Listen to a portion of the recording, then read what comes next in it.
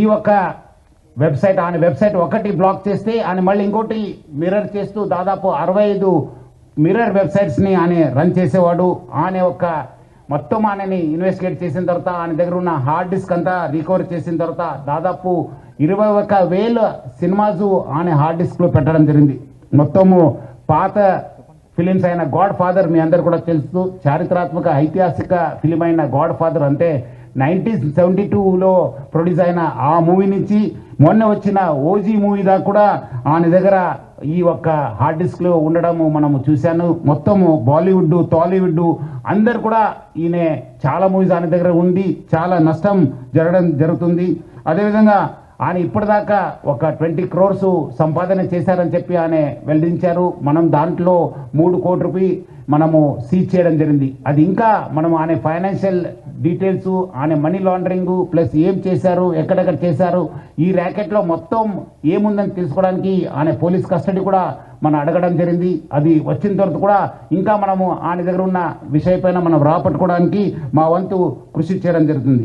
మొత్తం ఈ కేసెస్ పైన కూడా ఎందుకంటే ఇది ఇంటర్నేషనల్ లింక్స్ ఉంది, ఇంటర్నేషనల్ నుంచి అక్కడ వేరే దగ్గర నుంచి కూడా ఆయన ఆపరేట్ చేయడం జరుగుతుంది. సో ఆయన దగ్గర నుంచి కూడా మనము ఇన్ఫర్మేషన్ రాపట్టుకోవాలి. అందుకు మనము సిబిఐ మళ్ళీ ఎన్ఫోర్స్మెంట్ డైరెక్టర్ అధికారులను కూడా మనము అప్రమత్తం చేయడం జరుగుతుంది. అక్కడ కూడా మనం సేకరించిన ఇన్ఫర్మేషన్ కూడా వాళ్ళకి ఇచ్చేసి వాళ్ళు కూడా ఈ మొత్తం ఈ ఒక్క లింక్స్ ఏమున్నామని తెలుసుకోవడానికి కూడా మా వంతు కృషి చేయడం జరుగుతుంది. మొత్తం ఆయన దగ్గర ఇప్పుడున్న డాటా దాదాపు 50 లక్షల మంది సబ్స్క్రైబర్స్ డాటా ఆయన దగ్గర ఉంది.